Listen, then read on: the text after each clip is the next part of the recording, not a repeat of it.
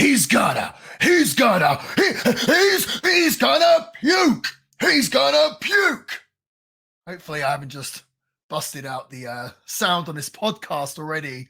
But yes, he is indeed going to puke. Why is he going to puke? Well, today on the Chilling with the Villain podcast, the classic wrestling review podcast, we travel back 25 years ago, almost 25 years. Can you believe it, Sam? As we review one of, if not the most famous wrestling documentaries of all time, Beyond the Mat, a classic. Now, many of the Chillins, that's the Chilling with the Villain listeners, have requested Beyond the Mat, that we review Beyond the Mat. My co-host and my producer of the show, Mr. Samuel Scott, he wanted to review, I almost forgot the name of the movie then, is that forgettable? Ready to Rumble. Yes. And I suggested that I don't think that Ready to Rumble has much of a large following, nor would do very good numbers. And we did not have any requests for Ready to Rumble other than yourself, Sam. So what do you have to say for yourself? Two things. First of all, we did have requests for Ready to Rumble. Who requested that? In the same post that they all said Beyond the Mat, a couple of people did say Ready to Rumble. I know it was a lot less than who said Beyond the Mat, but also what happened after you came up with that hypothesis? You went on YouTube, couldn't find anybody really reviewing or talking about Beyond the Mat. You go on YouTube, type in Ready to Rumble, so much stuff on there. Everyone's nuts for Ready to Rumble. I think the reason why people are reviewing Ready to Rumble is because it's just classically bad and it's kind of fun to take the mick out of it and everything else, I assume. Am I right? You would, yeah. Yeah. Well, I think we could do it one day. I thought Ready to Rumble might be a better like bonus podcast or something for an inevitable Patreon. Because I can't see myself talking about Ready to Rumble over an hour. In fact, here's my review for Ready to Rumble right now. It's crap. That's it. No way. Okay. So first of all, you can just sit back. I'll do the talking. Second of all, I actually do think I would like to interject movies as episodes into this every now and again. Have you seen Foxcatcher? No, I've not. I know what it is. I haven't seen it. I'd like to see it. Right. Yeah. I thought that you haven't seen it, and I'd love for you to watch it, and then we could talk about it. We've done Iron Claw, and what's kind of funny is, remember I got in trouble for saying The Iron Claw is the first mainstream wrestling movie since The Wrestler, and then everyone called me out for not saying Fighting with My Family. Well, correct. Also, Foxcatcher. I thought Foxcatcher was about amateur wrestling. I said wrestling, didn't I? Did I say pro wrestling? Well, that's what you... Okay. They're two different things. Okay. Sure. Well, Kurt Angle was from Foxcatcher Farm, wasn't he? Correct. And do you know what's really funny about Kurt Angle? A lot of things, but go on. Lots of things. Okay. We're covering Beyond the Mat today. Yes. We have to make it clear that we're covering Beyond the Mat 1998 or 1999? 99, yes. Yep. Okay, we have to make it clear that we're covering Beyond the Mat 1999 today, and not Beyond the Mat, the 2013 movie starring Kurt Angle and Ken Shamrock. Did you know about this? Was it called Beyond the Mat as well? Yes. Really? Yeah, there's a movie called Beyond the Mat from 2013, and it's a high school amateur wrestling, like collegiate wrestling movie. Kurt Angle is the coach, and for some reason in this kind of amateur wrestling competition, they have a color commentator, and that's Ken Shamrock. What? I'm not even... Yeah.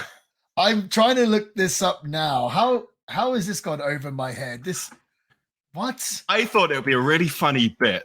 It would just throw the show, completely sabotage the show. But to come here now, being like, okay, I'm ready, let's talk about Beyond the Mat. And then I accidentally saw the 2013 one and you saw the 1999 one. I was about to make a joke being like, yeah, this is the one I've been watching. Was it not the one you've seen? I'm looking at it now. And first of all, this is just crazy. But second of all, the post is actually pretty cool. I think it looks pretty neat. But was this like what type of movie was this? Straight to DVD type movie, or? I just found out about it before we did this, because I watched Beyond the Mat from YouTube. I didn't rent it like you did because I'm cheap. And when I typed it in, obviously I got the trailer for this come up. I was like, hang on a minute.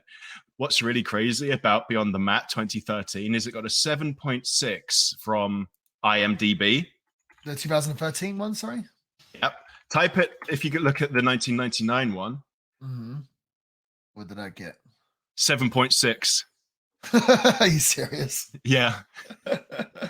Well, somehow this Beyond the Mat, the 2013 edition, has gone completely over my head. And obviously, we love Ken Shamrock on the show. So maybe we'll have to watch that one day and maybe review it for the show. You would rather watch and review that than Ready to Rumble, wouldn't you? Yes, Let's be honest. So. Yeah, I would, 100%. Well, Kurt Angle, I feel like Angle maybe did a couple of movies, right? Surely he did a WWE movie at one point. Oh, I don't know. You'd think that he would, but I have actually no idea. So. Damn, well, it's all coming out today. But just to the listeners, just to confirm, we are reviewing the 1999 Beyond the Mat, the wrestling documentary. Absolutely. All right. We should just get straight into it. And I know that, but real quick before we do, I saw this picture earlier today and it just made me laugh. Have you seen Bayley in the new WWE 2K24? Like the in-character model of her? I don't think so, no. Okay, check this out. Oh, boy. Oh, boy, indeed. They've got her looking like Shiva from Mortal Kombat 3. What's with the hair? Wow. And Bailey's replied to it saying, "Help me." That's yes. Yeah. I don't think she's a fan. They've given her a very a receding hairline, it seems. Yes. It makes absolutely no sense. This is it's the hair as well of like I don't know. I get like Genghis Khan kind of vibes, like a warlord. Yeah, I thought these graphics and stuff were supposed to get better and better. Games, yeah, better and better. What's going on here? This is we talked about that with Mark Jindrak, didn't we? He's like, well, they just they scan all the faces now, like with these hyper detailed scans, and for the figures as well. So and then, wow, I mean, what I don't understand about this is so. Obviously, they've done this not good, but then I assume there's more than one person working on this video game. So how does this get past a bunch of different people where they're just like, yep, that's fine, that's good. Like, how does someone go, whoa, whoa, whoa? And like, even the person that had to tweet this picture, where they're not like, this is bad. Or is that what they're trying to do? Are they like, oh, let's put a bad image out and everyone will talk about it and it'd be free publicity? I don't know. Yeah, and then maybe they'll fix it, like that Sonic the Hedgehog movie. But it's also not that this should happen to like any character or any superstar. But on top of that, it's like this isn't like a character no one's going to pick and no one will know. It's like one of your top competitors. People will notice. Yeah. I just love the fact that out of all the wrestling news that's happened in the last couple of weeks, this was the big story that you wanted to.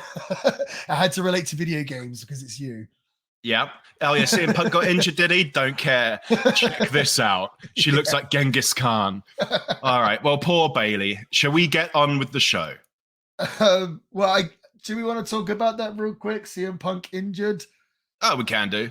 It's funny. So Cody won the Rumble, and we're still not sure. I think we spoke about this a few weeks ago, and obviously the Royal Rumble episode, which people seem to enjoy, by the way. And we're trying to decide who's going to main event the different nights of WrestleMania, and now so that Brock is out, Rollins is hurt, but it seems like he's still doing WrestleMania. Yeah, and now CM Punk is out of WrestleMania.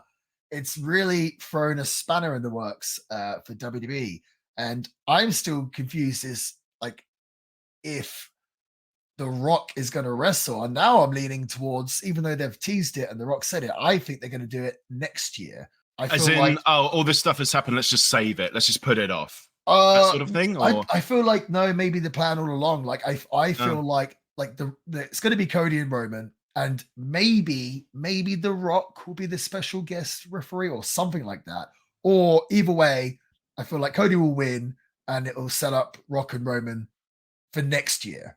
But I also don't know. And now Punk's out. I guess the idea was him to wrestle Rollins. I don't know what they're going to do with that now. Maybe they're going to do Rollins and Drew McIntyre, or Rollins and Gunther. But yeah, I mean, either way, WWE, they seem to have a whole bunch of top stars, but it is kind of fun to speculate what's going on. And like the thing is with Punk, I mean, I understand why they did it, but me personally, it felt like they shouldn't have put him in the Royal Rumble if he wasn't going to win. And I know why they did it, because they wanted to, obviously wanted to seem like it's an exciting Rumble and that there was different options for who could possibly win. But at the same time, if you're getting CM Punk at the age, I think he's 45, 46, he's had quite a few injuries in the last few years. In my opinion, if I'm booking the show, I'm thinking to myself, okay, I don't know how many matches I can get out of CM Punk. It might be 10, it might be 2. So use them well. Is that what you would have done? Yeah. I'm gonna do money matches. Honestly, I would have kept Punk's first match for WrestleMania. WrestleMania itself. Yeah, and I know that's a really long time to go from Survivor Series to WrestleMania, but like you don't know how many matches you've got guaranteed, do you? So like I would do the biggest money matches first. You know what I mean? And yeah, maybe it'll be the law of diminishing returns, but it's like you don't know if you're going to get that far. Do you know what I mean? Obviously now, not. They put him in the Rumble.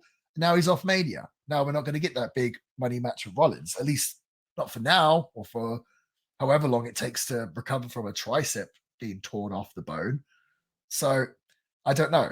I mean, there's a reason why The Undertaker towards the end was only wrestling at WrestleMania, and The Rock or whoever comes back will do WrestleMania. So I don't know. I feel like Punk probably wants to wrestle loads, but it's like you got to do what's best for the body and best for the business, I guess. Yeah. War Games was quite an odd one to bring him back on, and quite a long time ago. It's only because it was his hometown, right? I guess so. Maybe it made sense in Chicago. Right, exactly. I wonder if they had some pay-per-view now that would have been in Chicago, then they could have done something like that. But it was so long. What was it, November 2023? It's quite a long time ago now. So you're right. It's like kind of too long.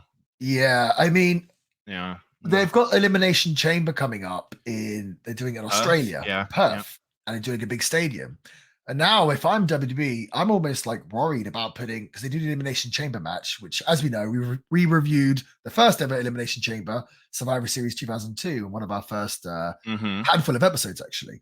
But at this point, I'd be worried about putting like 6 of my biggest stars in the Elimination Chamber, because it's quite a dangerous match. And at this point, it's like, you do not want any more injuries going into WrestleMania, right? Right, yeah. It's like, let's just do no more wrestling. Let's do no more wrestling to WrestleMania. Raw and SmackDown can be strictly talking. I mean, they're halfway there as it is. Basically is, yeah. But just no matches. Or all the top guys just do promos and talk, but the underneath guys can wrestle. How's that? There we go. Keep them wrapped up in cotton wool. Yes. Until they're ready to bust them out, yep. WrestleMania is in April, right? It's typically in April. Yeah. Okay. Is that it? WrestleMania. I thought it was in March, but it might be March. It is. Why is it so hard to find the date? Oh, it's April 6th and 7th. Okay. So, and the Elimination Chamber is February sometime, right? That's February, yeah. That's gonna be a long time to like keep them under cotton wool. You're gonna have to bust them out, yeah. Right. Oh well. Whatever happens, it's gonna be interesting. I think it is. Watch unfold, right?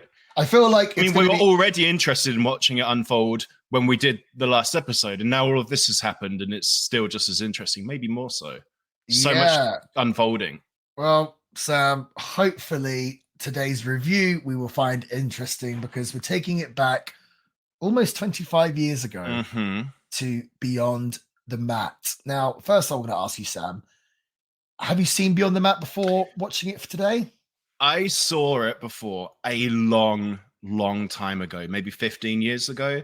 Wow. And I didn't remember any of it. Wow. Apart from obviously the bit at the end, the chair shots, which we'll get to. But like the rest of it, didn't even remember. I didn't even remember that Terry Funk was in it. Oh, so wow. That was a lovely surprise. Yeah. So I'm basically going in blind.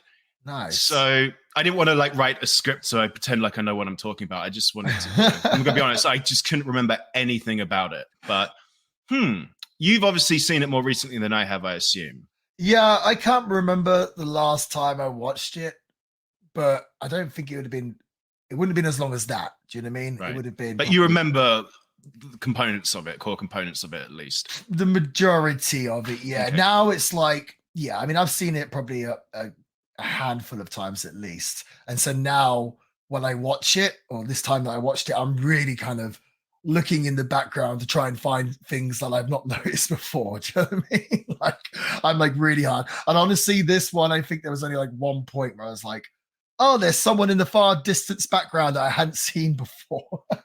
So, but yeah, for those of you that aren't too aware with Beyond the Mat, basically Beyond the Mat is a American documentary made by director Barry W. Is it Blaustein?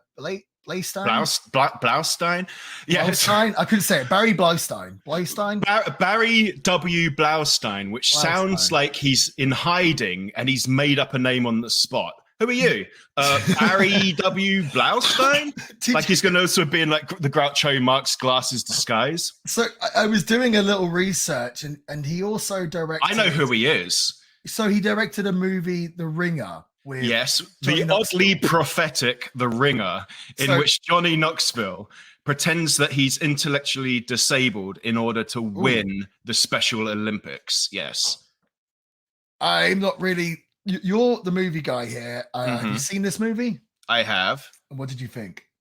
It's not great, but it's actually, I said it in that way to kind of get a reaction, but it's not that offensive. It's actually quite positive in its portrayals, in fact. Okay. So it's, would I recommend it? Should we review it on the show? Probably not. Okay. We're not going to get a Ringer episode. But he also wrote Coming to America. Oh, okay. Wow. Yeah. So he's done quite a bit before then. Yeah, right? He has done a fair bit. Yeah, but he's a writer, I believe. I think Beyond the Mat was his first movie. Then he did The Ringer. Yeah. But well, it's interesting because this is a movie as well as a documentary. And when this was released in, I believe the release date, at least in the United States, was October 22nd, 1999. It did hit a bunch of the movie theaters in America. I don't think all states picked it up, but I actually had a friend that went and saw it at the movies, which I thought was really, really cool. We've got to remember, this is 1999, late 1999. Like wrestling is super duper hot.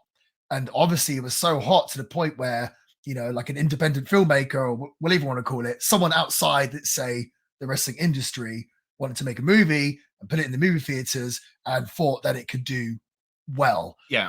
So that's pretty remarkable. And basically the movie, the title kind of gives it away. He is following different professional wrestlers and he's trying to find out what type of person is a professional wrestler, or what are the real life characters behind the characters that we see on the television. And primarily this film focuses on Mick Foley, Terry Funk, and Jake Roberts, but it also focuses on a few others like ECW. We have some independent wrestlers trying to make it. And it's basically going back and forth between all these different kind of story arcs. Sam, the budget for this movie, which was distributed, by the way, by Universal Pictures, I'm sure you saw that at the start, the budget was $500,000, $500,000. Do you want to take a crack at what you think the box office was? That would be a couple million, 3 million. You're right the first time. It's going to do, okay. $2 million, yes. Yeah, which isn't a crazy amount, but if you take the 500,000 and double that, because I'm sure there's promotion and stuff and other things that need to be done, yeah, double your money on something like that. Pretty good, right? You say that, but so box office, that just takes into account tickets to the movie theater, right? I believe so back then, yeah. Right. Yeah, I don't know about DVD sales, where I believe that would reign. Like, yes. That's surely where, the majority of people, myself included, and I assume you, watch this on either VHS or DVD. And that VHS that they had, which in the UK had different artwork to the American one, and for some reason it's quite hard to find that artwork online. Oh, I found it. It's not that hard then.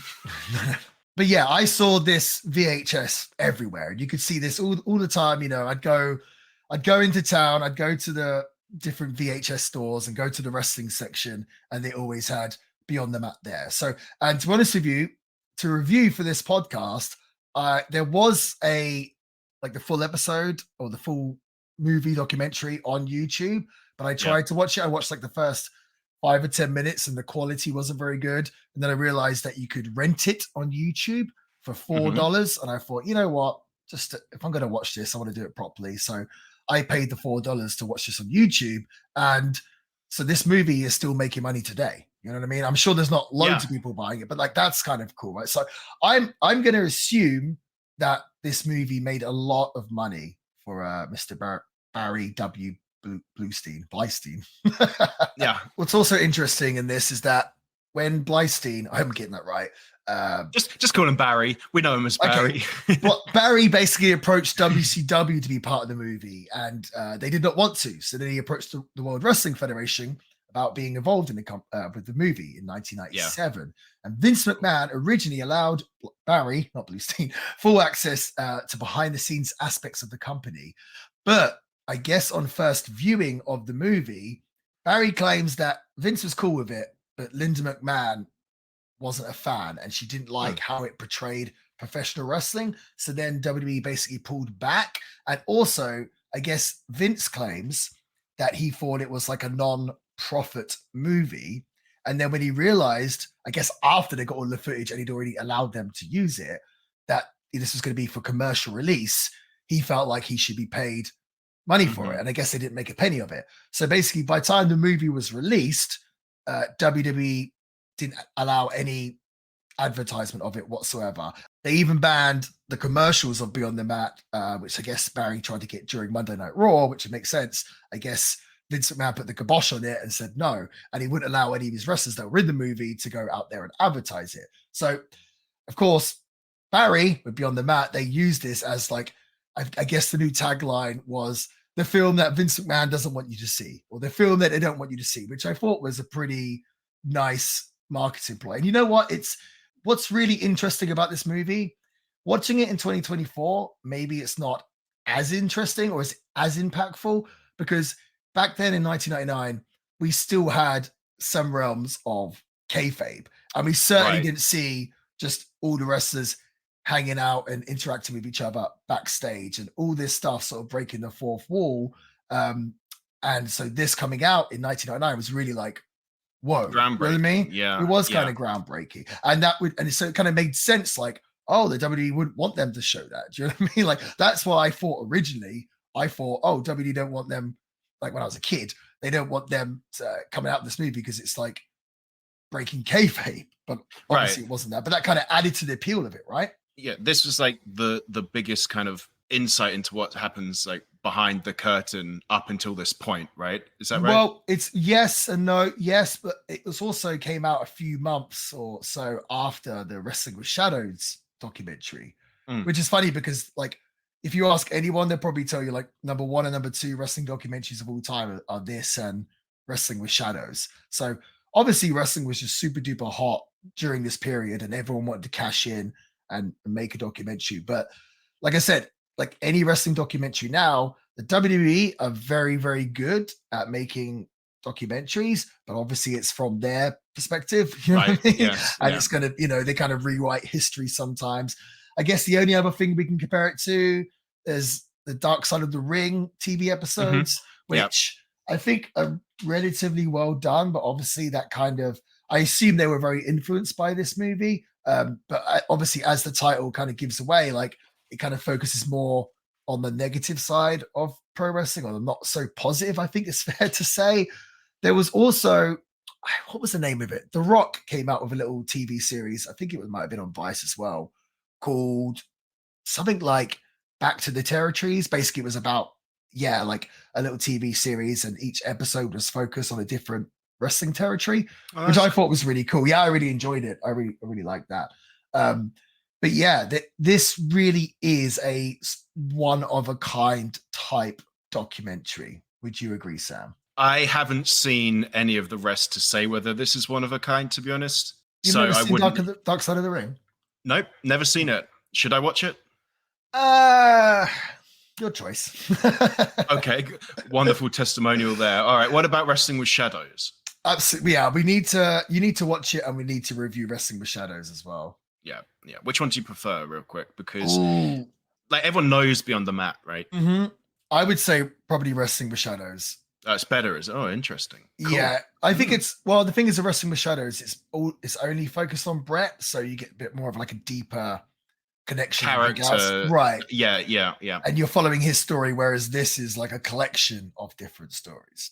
So yeah, the movie opens with Barry telling us about how he's been a massive wrestling fan his whole entire life, and he's always wondered, like, who were the men behind these big personalities? And I really like, I'm not sure what it's from, but it is like one of the first memorable things in this movie is they show a clip of like a dad at the dinner table, and he says, "Can you imagine the level of the mind that watches wrestling?" And Barry says, "I don't care." And I always thought that was really funny. And that clip goes straight into like all these clips of like crazy stuff happening in wrestling. Really kind of cool open. We actually see Barry at the start, and we work out that he's going to be the narrator of this movie, which I think really actually helped the movie, and also the first soundtrack. And I feel like the music throughout this movie really helped it as well. But yeah, basically opens up with Barry explaining like why he likes it, and he explains like how it's theater, it's larger than life, all these things, but he wants to know the men behind the characters. Yeah, so it's like you said, Barry he's not front and center. He's more of like a peripheral character. It focuses, but you do see him every now and again, usually the back of his head. He doesn't try to make it about him, which is enjoyable. He, right at the start, he more professes his fascination of pro wrestling more so than his like love of it, if that makes sense. He obviously loves it, but he's more into like this documentary that he's about to make isn't like a celebratory. It's not to show his love for it. It's to kind of dive into his fascination with it. Would you say? Yeah. And then he's just a man who's like transfixed and wants answers, which I think is a very simple and elegant premise. Yes. And so where does he go first? Oh, well, he says, if you're transfixed and you want answers, where do you go? He goes, you got to start at the top. Yes. And he literally goes to Titan Towers, to Stanford, Connecticut, to go into the big building and to go meet Vince McMahon himself. And interviews the big man himself, which is pretty crazy when you think about it. Like Vince McMahon hasn't taken part in many things like this in his whole entire career, or his whole entire lifespan. So that was obviously a very big win for this movie. And I just remember at the time watching this, just thinking like how cool it was to see like inside Titan Towers. I would assume this was the first time the majority of wrestling fans had seen inside Titan Towers. So that was really cool. And one of the first scenes in the movie, which might be my favorite, is it's just like indented in my mind, is they're talking to Vince McMahon. He's got a bottle of water and he says something along the lines of, what we're really about. Do you know what we're really about? We make movies.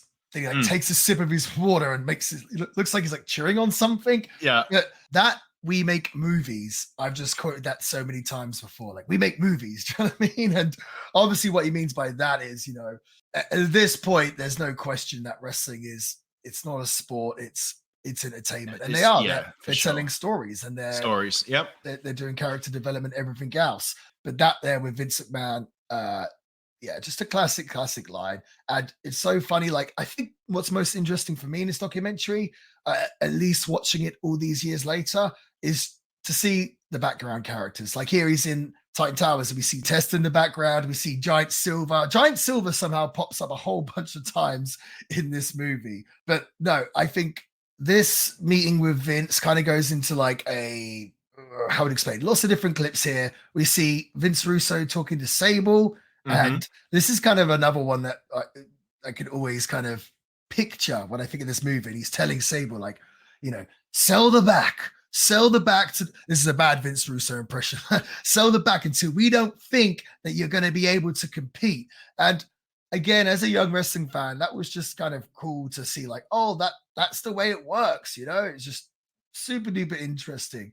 We see clip of Jim Johnson making the Vader music, and he explains, awesome. He kind of walks like this, so dun dun dun dun. And I thought that was super cool, dude. Like, we watched the Rumble the other night, and as great of a production that the WWE do, and everything looks incredible, I do think a lot of the entrance music is sort of, they leave a lot to be desired, like not the strongest. Why did they get rid of Jim Johnson? I just don't understand. It lacks that kind of character in the music that part of the documentary that you just mentioned highlights so well. Is when he's composing or in his mind thinking these things up, he's not thinking, oh, Vader is a cool guy, so I'm gonna make a cool song, or he's a badass guy, so I'm gonna make a badass song. It's like, how do I kind of get Vader, like squeeze him into some instruments and then get him out of the other side, so he's basically in music form for when he comes down to the ring. And I think that's the missing part. Nowadays, it's just, oh, they're a cool wrestler, so we'll give them cool music, but it doesn't.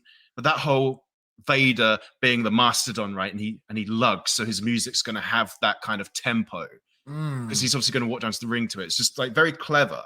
And I don't know why they got rid of him, because I think his music was insane. I mean, maybe they didn't. I'm not sure what happened. Maybe did he retire? Maybe he retired. I'm really not sure. I don't think he did, though. I really don't think he did. And the fact that no one else has picked him up, like AEW, let's give Jim Johnson a call. Maybe he wants far too much money, but in my opinion, whatever money he wants, he deserves. He deserves for sure. Yeah. All the classic wrestling music's all done by this man. It's almost like like you said, he's not just thinking, oh, this is a cool song. He like pictures how the entrance will look and how it will feel and what would match that best. Yeah, and thinks, how do I embody this character into or their soul of the character into the music? Honestly, I would have. They just said that one clip of Jim Johnson. I would have loved a whole documentary about him. Documentary would be amazing. They should do that now, right? Like a Jim Johnson documentary. That would be freaking awesome. And then we see someone else. I think we see like the head of WWE marketing, or is it WWE merchandise? What was his name again? I think it was like Ed something, which later he ended up getting sued by the company, I believe, and going to jail for like stealing money from the company or something. But he's in the movie, and he tells us about how WWE is much like the Muppets, as in it's real people playing characters, and it's a family-owned business. Family-owned, And then we see like the merchandise department, and they say that the WWF at the time are neck and neck the best merchandise sellers out there with South Park. And we've talked about South Park quite a bit on this show. But for our younger listeners, I don't think, I'm sure you've all heard of South Park and probably seen it before. It's quite hard to explain like how big of a deal South Park was. Its cultural relevancy in the 90s and the late 90s was unlike anything else apart from wrestling. So it makes perfect sense to me. Yeah, it really does. It was great. It was. And this all leads into sort of like our first kind of big scene where Vince McMahon meets Droz. Yes. Or as he's known here, Puke. Yes. So this is a really funny scene. So I guess Droz before this was a football player, and he had thrown up a bunch of times on TV. And of course, with it being the Attitude Era and with Vince Russo booking, they thought, oh, this would be great to make that his gimmick. Well, what I do find confusing is they wanted to bring him in. I can't remember Droz's debut now. Did he come in as one of the Legion of Doom, or was that later? But they say here, like, obviously they're grooming him to be part of the Legion of Doom because, Vince says like, oh, you've got Animal, you've got Hawk, and you've got Puke. You've got Puke. So the idea is him being called Puke, and the guy that throws up as a part of Legion of Doom is kind of funny. Very telling of the time, right? Right. WWF was going through, yeah. And dude, the scene, like Vince is like, well, there's only one thing to do. And again, you think about all the meetings over the years that Vince has had with talent. And obviously, not long after this, or I'd say by time the sort of mid 2000s, I don't think Vince would have had these sort of meetings. But back then, it seemed to be the case of to kind of get a job with WWE, you had a meeting with Vince, you'd want to meet the person. I'm not sure if that's really the case anymore, has been for years and years. But to get the insight to what one of those meetings would look like is that's like pretty unbelievable. And of course, Vince says, okay, there's only one thing to do. passes him the trash can. Yeah. And Don't get it on my desk. Don't get it on my desk. You need some coffee. And he's gonna puke. He's gonna puke. He's gonna puke. And I do wonder if Droz kind of fluffed his sort of push from the get-go, the fact that he couldn't throw up at that point. Right? I've got that on my notes. It's like, really? Dude, that's your job interview. You're the guy who can puke on command. And then he just spits up a bit of saliva into the bin. I mean, I can puke on command better than him. Well, also he was filming for this documentary as well. Right, so. I know. This is your This is your one time to shine. But I think this is the first part of the documentary where I'm just looking at my notes and just the meeting with them earnestly, having a meeting about him puking on the referee, and they all agree. They're all sitting around a table, all these execs going, yes, that would be great. You puke on the referee. That fits the brand.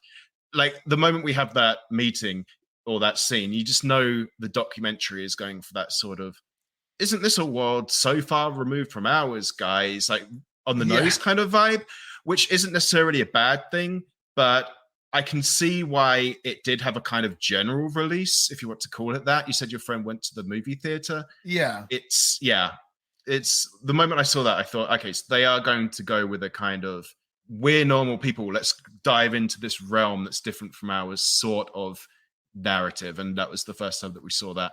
Man, I like Droz. Yeah, I mean, obviously, at the end of the movie, the very last thing that we see of the movie, it comes up on the screen and it says about Droz ending up getting paralyzed from the accident in the ring with D'Lo Brown.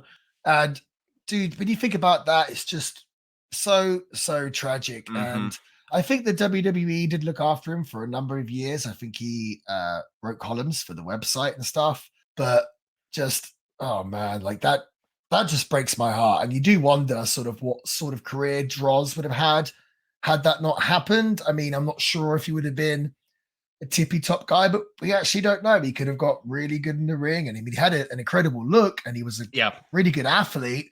And he could have maybe done something. But that's just it's just horrible, man. Knowing what happened to him and then watching the part where he calls his mom after his interview, he's like, Mom, I did really well, and they're gonna name me Puke. And you're gonna be real proud of me. Yeah.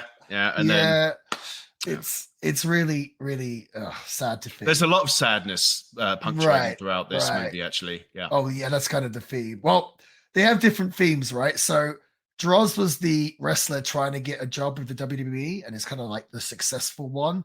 We also have the wrestlers trying to get into the WWE, but not so successful. As we go to APW in San Francisco, Roland Alexander's wrestling school / promotion. Mm-hmm. I've actually wrestled for this company before in San Francisco. Oh, really? Yes, but Roland wasn't involved. I think Roland had already passed by the time I worked for him. Oh, okay. The promoter was Marcus Mack, who I think took over APW.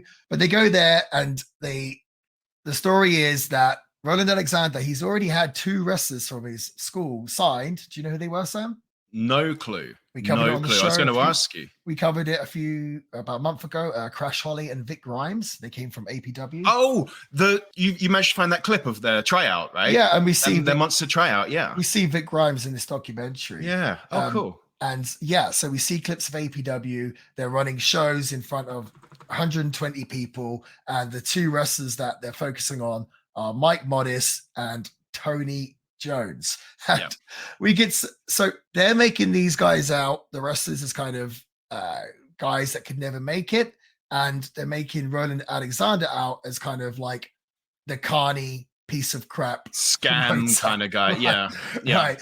Right. The way they edited this, it's funny. You've got Tony Jones talking, and he says, sometimes I can get paid $25, maybe 50, sometimes even up to 100, but sometimes, don't get me wrong, like if I didn't do well, then Roland won't pay me at all. And they go straight to a scene with Roland saying, oh, my guys, I'm the best payoff guy out there in the indies, and my guys are getting paid and they're loving it. And it's like, what I thought was funny about this is I did some research, and because they tell us that Mike Modest worked in a funeral parlor, right? Yeah. And we see a shot of him like essentially moving like a dead body. I did some research, and basically when they originally interviewed Mike Modest for this movie, that was his job. But by the time they got filming, he wasn't working there anymore. He was working like at a furniture place. Yeah. And they basically, oh, well, can you call your old job and see if we can get a shot of you doing Get something? a shot of you with a dead body. Right. So like this is the thing with documentaries or reality TV. There was plenty of that. Right. Like a lot Terry of stuff. Funk. A lot of stuff is kind of worked, you know, and like that, Yeah. like him working in a furniture place, obviously not as, you know, they're exciting. Right. And they're trying to be like, oh, these are real people, and oh, this is his job. That's crazy, or whatever else. So I thought that was quite interesting when I found that out. Tony Jones, oh no, it's not Tony. Mike Modest, he lives above the wrestling gym, and you can't get more sort of, I don't know, indie pro wrestling than that. And they show him getting out of bed, and his room is just a complete mess. We also see the two trainees, I guess, or two people that want to join the APW wrestling school, and gives us another famous scene when Roland is saying, you know, are you aware about, you know, proper ways of eating, checking your labels, avoiding Jack in the Box? And at the time, I didn't know what Jack in the Box was when I first saw this movie. But obviously there's some kind of irony in Roland telling him that. And then, you know, the most famous clip, maybe my favorite part, Roland Alexander talking about Mike Modest. He says, you know, he's too big to be a flyer, but he's too small to be a heavyweight. And for him to not have a job in this business, that's a travesty. And he's got a tear in his eye. Starts welling up. Yeah. Right. So I think it seemed like Roland Alexander really cared about these guys. And I've always heard that he was a really nice guy and he looked after his guys. And they didn't really portray him like this in this movie. So, you know, I mean, obviously when they're doing a movie, they're giving different people different roles. And that was his, obviously. But yeah, I thought it was kind of cool to see clips of APW. There's that part where a fan spits on a wrestler and he's kicking off, going nuts, you know, which is pretty interesting. And you know, the narration from Barry, you know, oh, they're in front of a record-breaking crowd of 112 people. It's kind of taking the mick out of it. Yeah. But no, I felt like Roland Alexander, actually, he was one of the stars of this whole entire movie. So this whole coverage of APW, it's leading to Mike Modest and Tony Jones getting a tryout with the WWF. Judging by everything in this, I think this is 1998, and they're going to have a dark match on Monday Night Raw. And then we see both of them talking to Jim Cornette. Jim Cornette, in the few scenes that he's in, apparently he did not want to be in the movie, but he comes across as a pretty nice guy. He's like encouraging the guys. He's telling them, you know, don't get nervous when you come out because the people aren't going to know who you are, and that's fine. But remember, they're not telling you the story. You're telling them the story. And honestly, all this stuff is probably some of the most interesting stuff in the whole documentary because we see so much of the backstage during the Attitude Era. And we're just seeing guys like The Rock walk past and D-Generation X and Jeff Jarrett and the oddities. And like, honestly, for me, it's probably the most sort of fascinating part because as a kid, you just wonder about everything, right? And that's just something you don't see whatsoever. Yeah. You know that show, is it How It Works or How It's Made or something? And they're very quick and it's like how a CD is made or how it's kind of like the wrestling version of that, like how WWF is made. No, you know, you get to see behind the curtain. It was fascinating. Yeah, it totally is. And it, like, again, it does seem weird that if they were going to show this, that it would be from themselves. It would be, they allowed someone else to do it. A third party. Like an independent. It's pretty crazy. There's a famous bit of Chris Daniels. He kind of pops up a few times in this movie when he still had hair. And there's just a shot of him like pumping up. He's all oiled up and he's pumping up with some bands. And I don't know why that always stood out for me. But so they had the dark match. And it's funny because we watched the agents, the talent, watching it on the monitors backstage. And at one point, Vince is watching. And I think Mike Modest gives Tony a fisherman's buster. And that's like it's a more common move in Japan, but I doubt anyone had done it in WWE. And Vince's reaction is like, oh, that he's like, Jesus, like that would need some work, something along those lines. And then finally, Modest wins the match with the I think it's called the Kryptonite Crunch or the Air Raid Crash. And again, this is, you know, for them, they're like, we've never seen this move before. And it was very spectacular. I think like Jim Cornette really popped for it. He's Yeah. like, oh damn! He's like, I have never seen that before. And Jim Ross like, yeah, that was pretty spectacular. Then someone in the background says, I couldn't work out who it was. I watched it a few times. I think it might have been Thrasher, but he says, I'm stealing it, which yeah. But I think that was the first time I'd seen that move as well as a wrestling fan, and it looked pretty devastating actually. Now it's just a pretty common thing to see.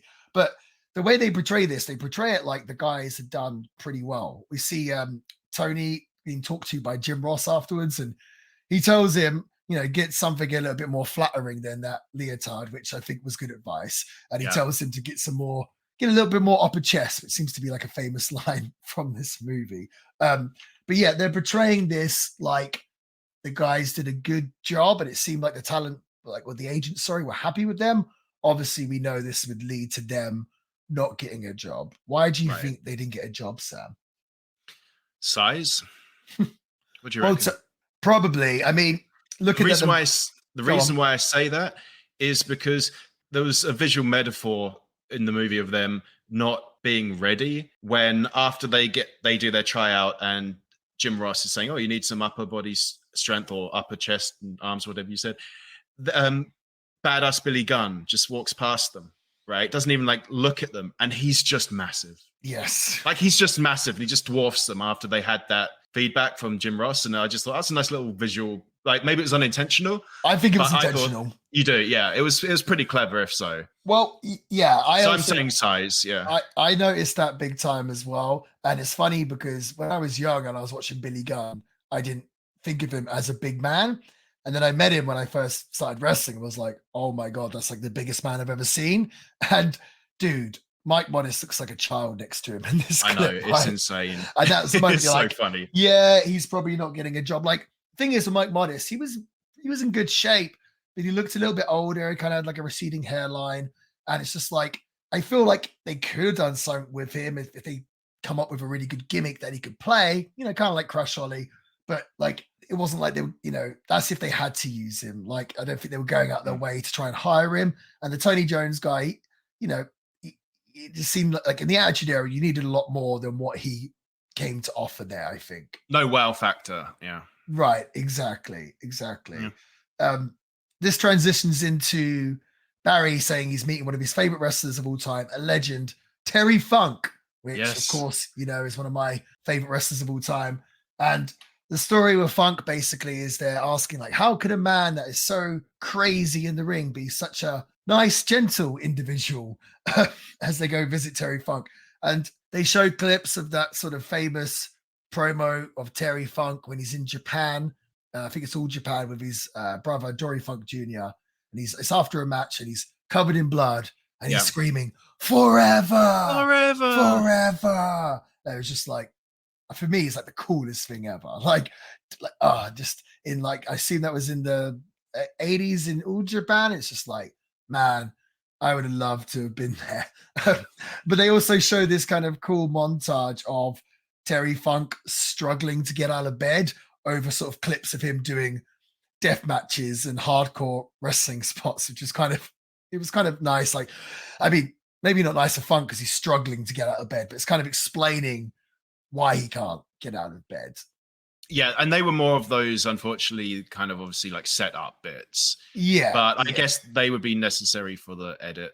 So not the end of the world. But. Well, they transition that into him seeing the doctor. Yes. And the doctor tells him his X-rays up on the screen, pointing at his knees.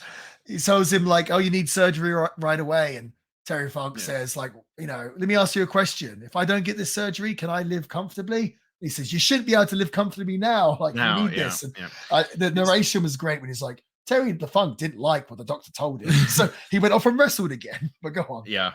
They show his kneecap and they're you've got arthritis here. There's no room left and it's in constant pain, right? Yes. That was his good knee compared to the other one. Then they show the other one. It's it doesn't even move. Right. And it needs an operation a long time ago. Dude, what's so funny about this is they talk to his daughters, but they also have his wife in here who I met when I was young. I might have told the story before, but I snuck into a wrestling show when I was 14 years old at the Coventry Sky Dome in England, and Terry Funk was on the show, and I went and spoke to Terry and spoke to his wife for quite a long time, and she was very, very nice to me. But they speak to his daughters, and they say, like, what they say, they're like, I think he's being really serious this time about retiring. Like, he's been saying it more and more, and we think he's serious this time. This all leads to him having this big retirement show and match with Bret Hart, which they cover in the documentary. Sam, how long do you think the retirement lasted? They said, I think it was 3 months. 3 months, yes. Yeah. I don't think he officially retired, or he had his, I don't know if he ever officially retired, but he had his last match in, I want to say 2017.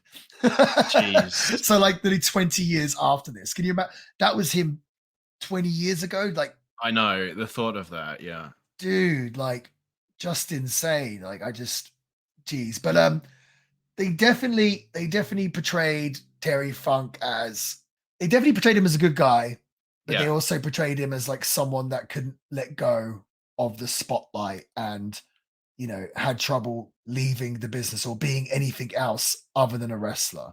Yeah. The three main wrestlers that they followed, Mick Foley was kind of like at his peak at the time. Mm-hmm. And they were kind of juxtaposing that with Terry Funk, who were friends, who's 20 years older, 25 years older, kind of coming off like at the end. Huh? Is he that much older? I guess Foley's a lot younger than you think, actually. Yeah. And who's kind of like coming towards the end or considering, will be nice to him to say he's considering retirement. Right.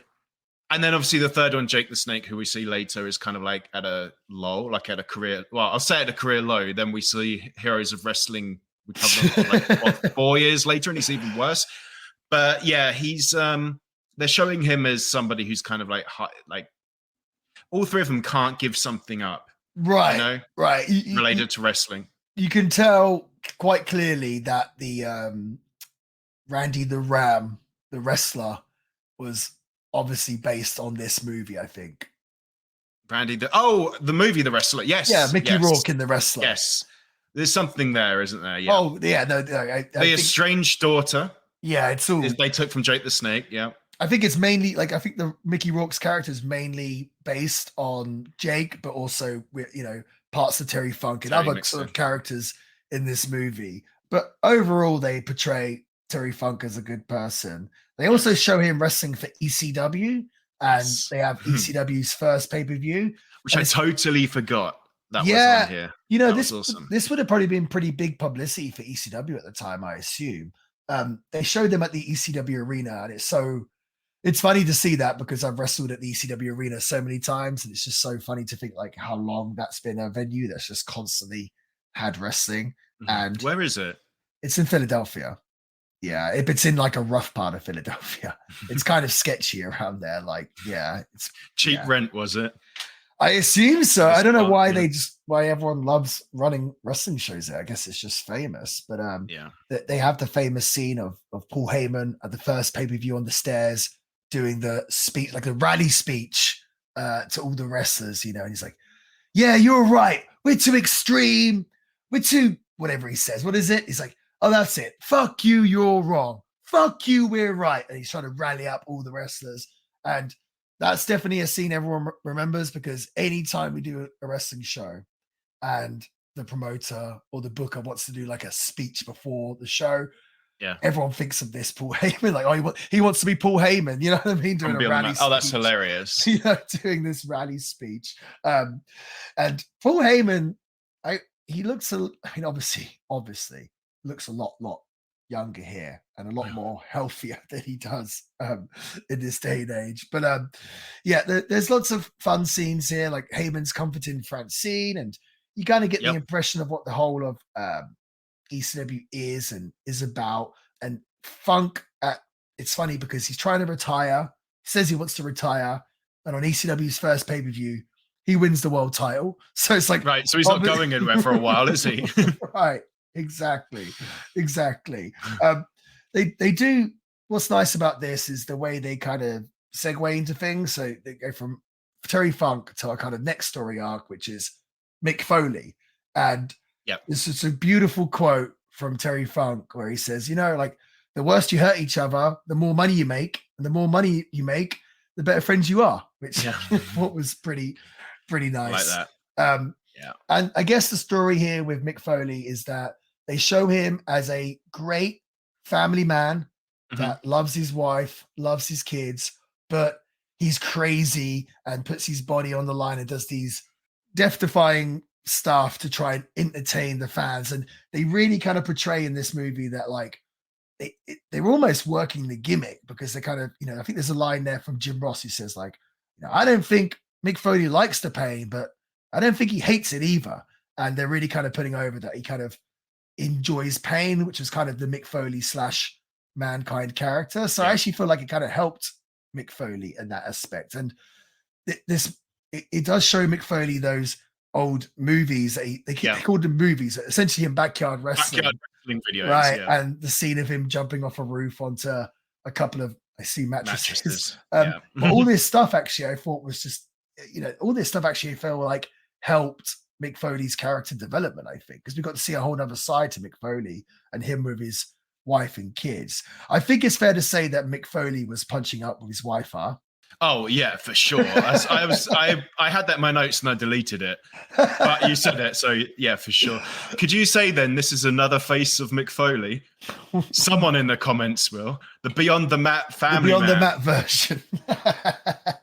Well, they show him playing with his kids, which is Noel Foley, who who I know kind of, well, not well, but I know, kind of pals. And do you? Yeah, well, that's cool. Times nice. She's a very nice lady. And Dewey Foley, who I think is still a writer for the WWE now. Oh, at least he was. I'm not sure if he still is, but he definitely was. So, it's kind of fun that their first exposure in the wrestling world was during this movie. But it did, like I said about Foley is younger than you think, because there's a part where Foley says like, oh, like hopefully I'll have the ability to retire by time I'm 35 or 46. And I mean, with him, maybe he could, because he would have made a lot of money in wrestling. But it's just it's kind of bizarre how the retirement age for wrestlers seems to have changed, or at least like the top talent used to be in their early 30s, and now it feels like wrestlers hitting their prime when they're like 40. Yeah. The thought of him trying to retire and get out by the time he's my age was kind of like, wow, yeah, right. Think of it like that. Yeah, that's nuts. Like, get in, get your bag, get out.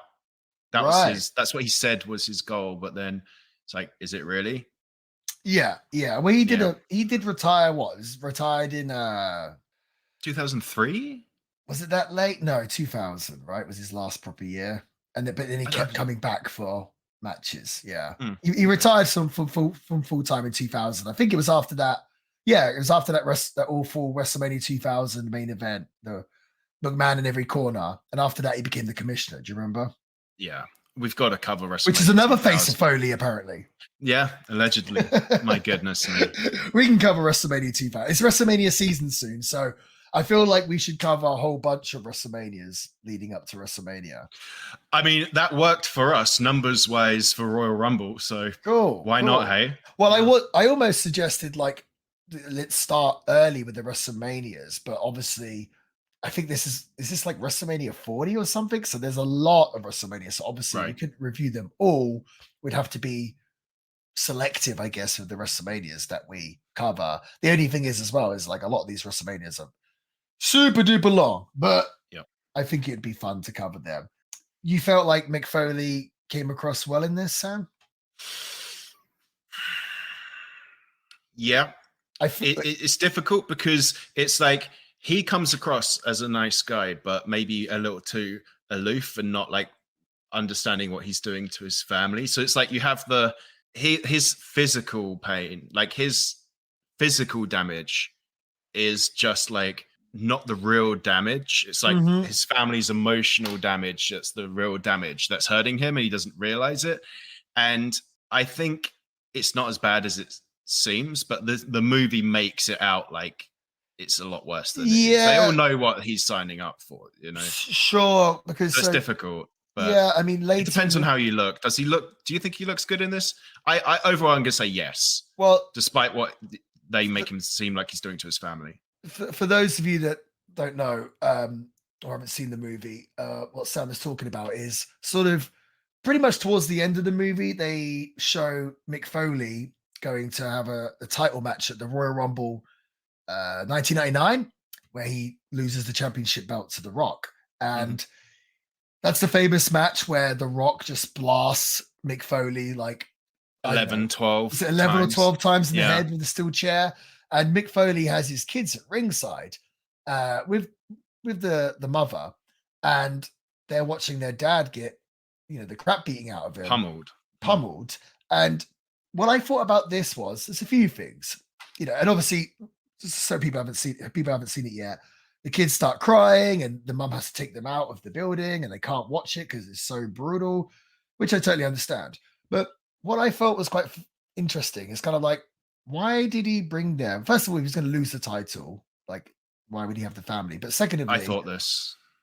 And I think the show was in Anaheim, so he wanted to take them to Disneyland, I guess, which is cool. But also, he had the mother with the kids, and I felt like she was sort of as visibly upset, and I was going to say the word selling it, but she wasn't selling it because obviously it's probably genuine. But like, she was like screaming and crying, watching Mick get beaten up, which obviously made the kids scream and cry. Do you know what I mean? If he was getting hit over the head and she was just like, oh, ha, ha, ha, it's all funny games, don't worry, it's all pretend, then the kids probably would have been all right. But she was like screaming and crying. So of course the kids, felt the same way. But yeah, I thought it was an odd choice to have them come watch present ringside like if you knew that you were gonna get pummeled with a chair. And he told him, like, oh, it's just a small boo-boo and everything else. But and they show, like, again, I thought the choice of music throughout this movie was really kind of fun. Like, did you notice they used Stand By Me on a soundtrack of like Mick Foley? It was like a compilation of like Foley with his family, but then getting beaten up by The Rock, getting hit over the head with the steel chairs. Like, those steel chairs in that Rock match, probably the most brutal of all time, huh? I think so. Yeah, I actually, like I said, that's the only thing I remembered. And in the back of my mind, when I was watching this, I was like, I'm gonna have to sit through this again. Like the steel chair bit, I don't want to watch it. Right. Yeah. I knew I had to. Yeah, honestly, like, it wasn't as bad second time around. I think I know why it seems like so brutal is they don't show all of them. They cut to the family and you just hear them. So you hear these chair shots while you're looking at the family, and if you don't see them, it's always worse when you're imagining it, and you have that. So I think the editing did a lot of the heavy lifting there. I'm not trying to downplay those chair shots, but I'm just saying it seems more shocking when you see all the ramifications that aren't just physical. Yeah. Well, that's actually the end scene with Mick watching his kids' reactions to it. It's like the last scene. He's sat there with his wife, and he says like, "Oh, like I don't feel like such a good dad anymore." It's kind of like, I don't know. It was a questionable choice to have his kids sat there ringside watching their dad get absolutely pummeled. It was nuts. But it definitely almost like, it's one of the biggest things in this movie, so it will be. I think it's the biggest thing, but maybe it's just me. Well, it's the only thing I remembered. So we've seen sort of the very nice Terry Funk, the very family-friendly Mick Foley, and we get to what I think is probably like I feel like this movie is most sort of synonymous with Jake the Snake. And as you mentioned earlier, he's kind of on a career low, and they explain how Jake was a big wrestler in the 80s, a huge superstar. Really funny, I think. Jim Ross, he looks well here. Obviously, it was a long time ago, and he says something along the lines of like, Jake, he never had a great body, he was never a great athlete, but his gift was his brain. And they also have Vince there saying like, he can't tell the difference between Jake the Snake the person and Jake the character. And he says, I don't even know if there is a difference, which was kind of the theme for this, right? Yeah, I mean, that kind of all makes sense to me, what they were saying. I don't think there's much hyperbole there, because when I was a kid, like really young, I sort of knew Hulk Hogan was like a figurehead, like Superman type character, right? And like Macho Man, for example, I knew he was just like some kind of high energy, dandy, party guy, whatever you want to call him. Yes. But I thought Jake the Snake, just like he's just a really intense guy with a snake, was real. Like was sort of a real guy. And then on top of that, not just his look and his behavior and his mannerisms and lack of I mean, he had amazing character, but lack of like a obnoxious, like obvious character type. Right. On top of all of that, his kind of trademark or finisher move, whatever you want to call it, in an era where it's like elbow drop, leg drop, like being the DDT, like just literally dropping them on their head, like absolutely helped. So for me, like when they were saying all that stuff, I was like, yeah, this is true. Like I saw him as a kid as like a real guy. Yeah, totally. And obviously that was the mystique and magic to Jake the Snake. And unfortunately, here you mentioned earlier about Heroes of Wrestling, which we covered on the show before. You said it was 4 years later. That was actually, it wasn't this. That was in 1999. So, and I assume this stuff was filmed around 98. So he's really in a low, and his demons kind of get a hold of him and take control of his life. Something that I always remembered from this movie is they show him doing an independent wrestling show in Nebraska, and they say, they say that, oh, this is for like young talent to get recognized and sort of like older talent to try and like relive their glory days. And they say reinvent themselves. Or reinvent themselves, maybe. But he says this is about as far down as you can go in wrestling. And they show this independent wrestling starting show. again. But like, yeah, they say that, but they show this independent wrestling show and it's like packed. I was like, it's kind of popping, wasn't it? Yeah. I was like, this isn't that bad. Like, you know, it's kind of cool. Yeah. Like, I feel like wrestlers have a different perspective than I see a lot of fans. Like, there'll be a wrestler that wrestled in the WWE and of course, or WWF. And because of that, they've been able to wrestle at WrestleManias and wrestle in front of whatever, 50,000, 60,000 people.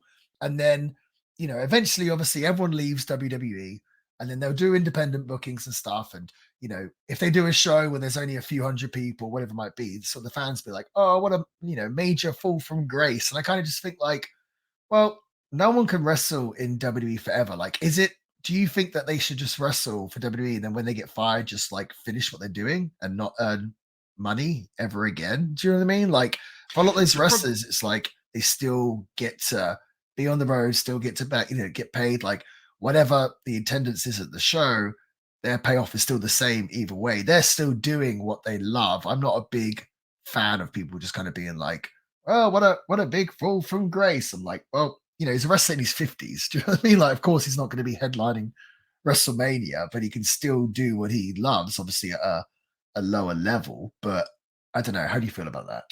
Well, I think if we compare this to other real sports stars, are top of their game for what, 4, 5, 6, 10 years even. Sure. But then when they do retire, they can live off of that. But like wrestlers can't for some reason, So maybe it's an industry problem more so than like the fans being mean to older wrestlers. I think, well, it would be great if they could just do what Mick Foley says that he wants to do earlier, like just get in, get my bag, and then quit at 34 and live. But I don't think it's. I mean, you tell me. Like, I guess it's not realistic for 99% of wrestlers.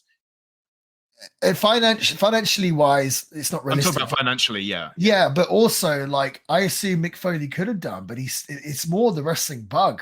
Like, guys struggle to leave the industry. Like Mick Foley, after that whole WWF run, he ended up wrestling in TNA, and he would still do. I think he still does like independence and stuff to this day. And it's kind of like when you've dedicated your whole entire life to something, and it's all what do you do? Yeah, what do you do? Do you know what I mean? Like, it's why guys like Ric Flair couldn't stop wrestling. It's like and like we just talked about Terry Funk retiring.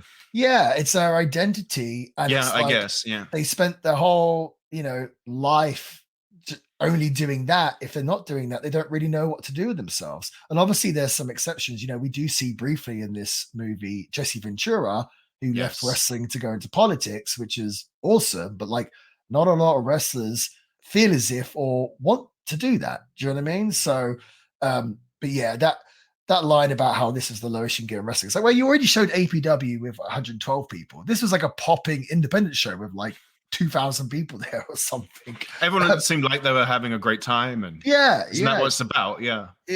And Jake looked pretty rough here, and you see, I think the promoter says like, Jake called us and said that he wasn't going to turn up unless we got him some crack, which is just like, dude, I don't know if that's true or not, but no, I've heard stuff like that before about it's just Jake, the worst. But yeah, Poor guy, man. It is funny. They obviously tried to show Jake in a certain light. Not that they really needed to try, but you see him like pissing in a bucket backstage. And I feel like doing independent shows like that's real for sure. Do you know what I mean? Like the amount of times to do independent wrestling shows and there's no toilet backstage. I actually met Jake when I was a kid, and it was funny. I went to an independent wrestling show in England. It was actually at the Cambridge Corn Exchange, and I think it was the first live wrestling show I'd ever seen. And the intermission happened, and I didn't really know how like wrestling shows work then because it was the first show I'd ever been to. And the interval happened, and I just went to walk into the foyer, maybe to get a drink or something. And I see Jake Roberts standing there, and I'm like, what? And there's all these people around him, and there's someone taking Polaroids. I'm like, oh, blimey. And I'm like, it's funny because I was pretty young. I was very mischievous as a kid, as you can tell from my stories, but I like pushed past everyone and I kind of got to the front of the circle almost. And he was selling Polaroids for £5, which I assume would be a lot more now. But I got my £5 note out of my pocket, and I just remember standing there, and like Jake like took it out of my hand and kind of like stuffed it in his like waistline. And I was probably like 10 or something, or 11. And I, even then as a young kid, thought like, this seems kind of carny. Do you know what I mean? Like this didn't seem very big time for this WWF superstar that I thought was like large in life. In fact, it was stuff like notes down his pants. Right. Yeah. I mean, I was over the moon to get a Polaroid with him, but for sure, just that image in my head, I was a bit like, But then again, at the same time, even if we're talking about like peak Jake the Snake Roberts, if he did just like stuff the money just down his pants, it's kind of in character. Yeah, I guess in a way, if you think about it, it just seems kind of legit.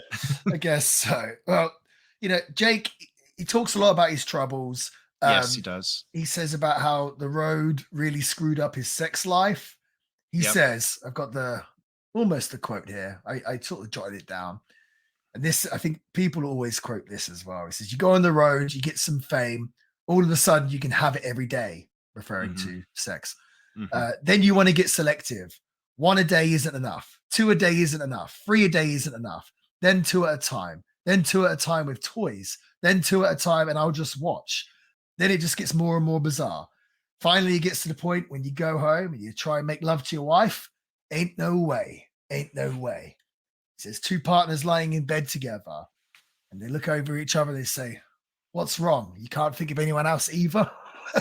Dude, everything he says is like so like darkly poetic. I can't really explain it. He's got a way with words, no? Absolutely. And that's why this works so perfectly with Vince saying like, I can't tell the difference between the wrestler and the person, the guy, the performer, because like everything Jake says in this is like a wrestling promo, right? I know.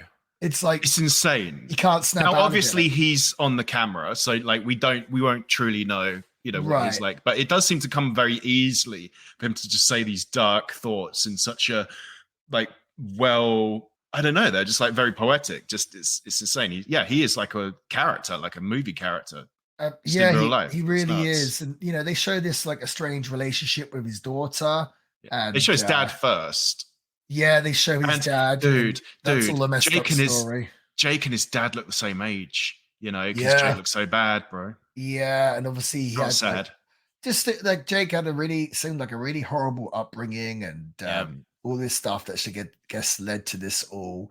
And it, I don't know, it just seemed like, Jake does explain here about how you're on the road that many days a week and everything else, especially at the height. And he's like, you're taking cocaine to try and wake up, and you're taking pain pills because you're hurting, and then gets to nighttime and you're taking sleeping pills just to sleep, and it's just like, or drinking alcohol to sleep or whatever it might be. And it's just like this vicious circle, which clearly Jake fell into. And I feel like this was the movie that really highlighted sort of Jake's demons. And, and obviously there was stuff like Heroes of Wrestling and many other incidences like that sort of contributed to this thing with Jake. And it's definitely good to see where he is now all these years later and kind of DDP helping him out, and it's crazy watching this documentary to think that Jake the Snake is still working for AEW now. He's in right? AEW, man. Right. Yeah, that's awesome. If you watch this and you said who's the wrestler that's going to be dead by 2024, this sounds actually kind of horrible thing to say. But no, I understand what you're saying. Yeah, like you'd put money on him. Right. Yeah, I mean, dude, he's just laying there on crack, just like saying stuff to the director in a dirty motel room after like walking out from his daughter, who hasn't seen him for years, and now he's in AEW and all cleaned up. Also, he's in another movie with Mick Foley. They're both in the Peanut Butter Falcon. That's correct. Yeah, I quite like that. I like them. I have seen that one. I quite like that one. Yeah, I liked it. Very easy, very simple kind of watch, you know. Yeah, absolutely. But sometimes that's a nice remedy to this one, right? He's been in like the darkest wrestling movie, and he's been in like the most lighthearted one. Yeah, the Peanut Butter Falcon. Right.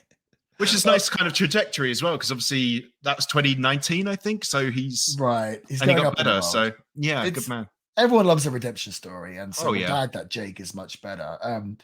We do see like a melody of like just short clips of different wrestlers they don't really focus on, but they sort of highlight. We see like China, and they talk about her getting her jaw restructured and looking more feminine. We see your favorite Spike Dudley.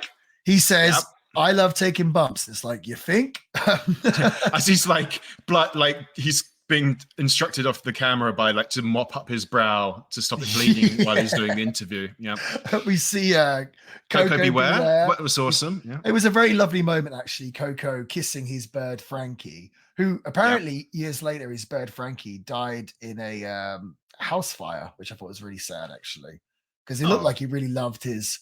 We tucked him in bed. He did, you know, and I thought the movie was a little harsh here. It says, kind of going back to what I was saying before, but they say like some wrestlers have trouble leaving the spotlight, always trying to recapture their glory days, like Coco Beware.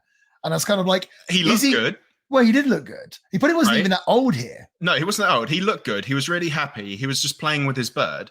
I'm like, well, that's cute. And they say like he's trying to recapture his glory days. Like, is he, or is he just trying to make a living? I think so. Yeah, I think he's just trying to make a living. Like, it's the same like when an actor does a really big movie, right? And they do a couple of big roles, and then the rest of the career they don't really have anything, but they're known for that. Obviously, they do smaller stuff. Yeah. But when they they'll still do conventions and everything to this day. Do you know what I mean? Like, I don't know, the guy that played Darth Vader, like he didn't do anything else really, but like he would do conventions for years and years and years. It's like you made that name for yourself, you built that fan base. Like, why would you not like make money from it? Do you know what I mean? So I thought they kind of did Coco a little dirty with that. Dude, like even though there's so much dark stuff in this movie, I think the worst thing is knowing what happened to that parrot. I wish you didn't tell me that now. Oh, I'm sorry. Yeah, dude. Well, Jesse Ventura, we saw. Yes. Yeah. We saw Vince like with his shirt off wrestling. Who else? We saw New Jack. Well, they did a whole thing with New Jack about him trying to break into Hollywood. And I guess Barry got him an audition in LA. And it was pretty funny. Like they said, like, oh yeah, I think, you know, he's got sexuality, he's got charm. They're trying to put him over. But then the woman that they auditioned him, you know, it's like, oh, so I don't see him as Denzel. I think he's Denzel's friend. Or his pal, whatever. And then it cuts to New Jack walking to the elevator with Barry going, they say I'm going to be the next Denzel. Yeah. I love the way they edited this was pretty humorous. So it needed these little moments of humor, right? And I'm glad, and they made sure to capture those and put them in. Because they say something about like New Jack having like he said he had 4 justifiable homicides, and Barry makes some joke about like, oh, I haven't got any friends that have any justifiable homicides, let alone 4. Like, kind of making silly little bits. Yeah. So I honestly think the most kind of charming and I'm not sure the way to explain it, but big part of this movie, who I assume most people didn't know before this movie. I certainly didn't, but they do a whole thing with Dennis Stamp, and they're getting ready. Yes. Yep. They're getting ready for the big Terry Funk retirement show in Amarillo, and they show Dennis Stamp, and they give us the line. They say Dennis Stamp had over 800 matches, none of them the main event, right? Which is pretty funny. And we see that famous scene of Dennis Stamp jumping on his trampoline with his little dumbbell weights. And he Mm-hmm. says, I don't do any tricks. Like, I just jump. And it's super funny. He says, like, here's the thing. Like, the phone could ring at any time. Like, I have to be ready. He's like, my last match, was 1991. So the gap in between matches gets longer and longer, but I've got to be ready. And it's like, it's kind of, you got to feel sorry for him somewhat. This is definitely someone that can't let go of the, of the wrestling bug, I guess. Yeah, it's like I kind of like his spirit. Like Yes. it's kind of cute. Like it's really nice, but at the same time, it's kind of heartbreaking. It is when he says, he says, I'm only 50 now. Like the phone could ring at any time. It's like, geez. It's not gonna ring, bro. Yeah, Well, it's a shame. Sorry, go on. Apparently it didn't, because obviously he was trying to get himself booked on this show, which he wasn't booked for. But it's funny because they ask him, they say, are you going to be there? He says, no, I'm not going to be there. They're like, why? He's like, I'm not going to be here because I'm not booked. I actually think this, because I'm not booked, I'm not going to be there because I'm not booked, might be the most famous line in the movie. You always hear people say that, and Terry Funk's asking, why wouldn't you be there? And he lies. He says, I already have other arrangements. He's like, he turns to Terry Funk and he says, I used to be in the dressing room and I used to see all the old guys and they were there. And that's where I am now. They look like old dogs hoping to be recognized. And this is funny. He kind of tells Terry Funk off. He says, and I did ask you in April if I could referee some matches. And then Terry Funk's like, you want to ref me and Brett? You want to ref me and Brett? And he's just like, I guess you didn't hear me before or whatever. But him just going on like, I'm not going to be there because I'm not booked. And you could just tell that he wants more for anything in his whole entire life to be at this show. It is just like super duper funny. But that's always the go-to line for wrestlers now. You say, are you going to come to the show? And you say, I'm not going to be there because I'm not booked. That's hilarious. But like I said, he then manages to talk Terry Funk into getting him the ref gig, right? Well, it's funny because that's why he was there. He goes, I don't know who's wrestling Dory Funk Jr., but nobody can have a better match with Dory Funk Jr. And do you know who wrestled Dory Funk Jr. on the show?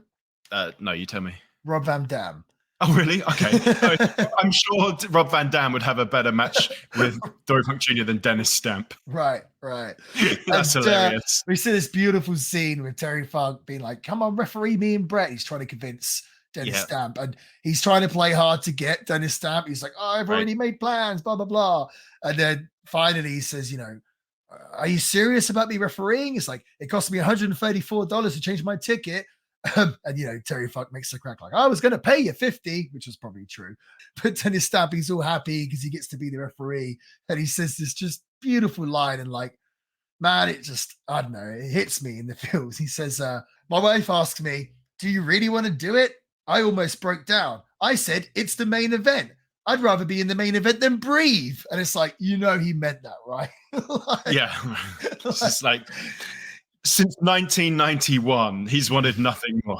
Right. He finally gets his main event, albeit not as a wrestler, but it's something, right? It is. Oh, that is funny. Yeah. It is. Right. But sorry, did you say you did know him before this movie, or you didn't? I didn't know. He was a wrestler in the Territory days and like NWA and everything else. But yeah, that was probably, I think maybe the most memorable scene from just the whole Dennis Stamp. He was pretty much the star of the show as far as I was concerned. Yeah, I thought that whole bit rode kind of like it, because he's kind of a tragic character, but also he's probably one of the funniest. So it was kind of sad but hilarious at the same time. I just think it was they rode that line like perfectly.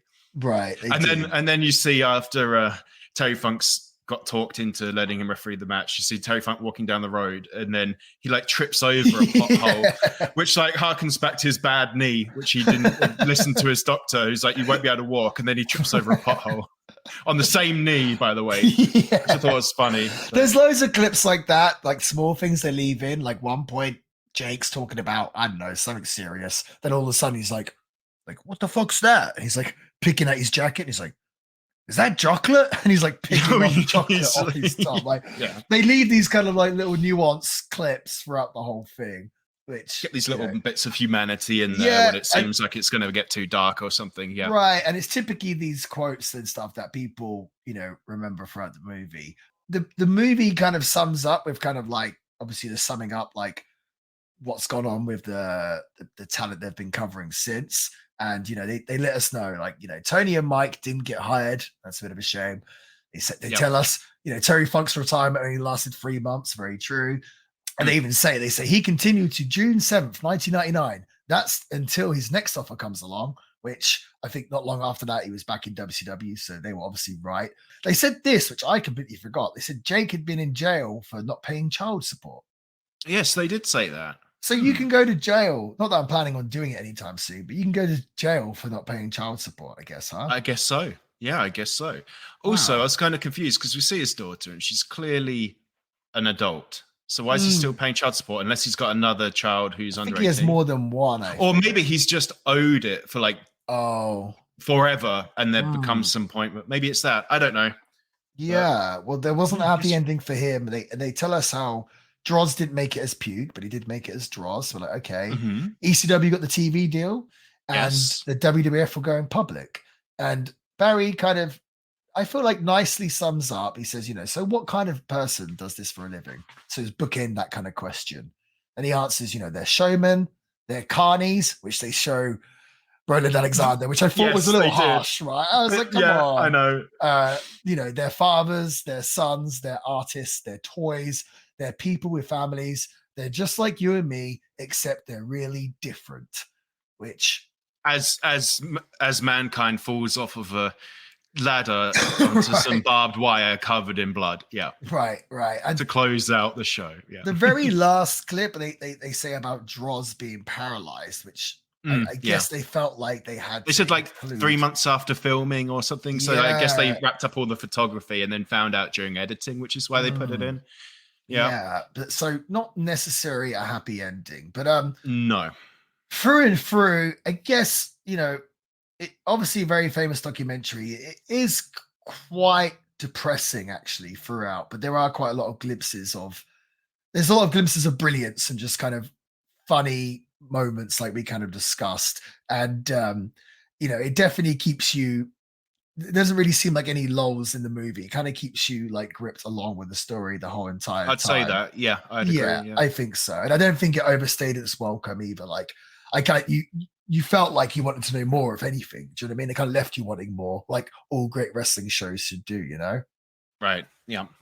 How do we even rate something like this? I guess just like as a movie, like we did with The Iron Claw is the fairest way to do it, right? Yeah. Okay, I mean, well, first of all, I'm going to ask you, what's your favorite scene in the movie? That's difficult because I want to say, I love the whole Dennis Stamp negotiation skills part.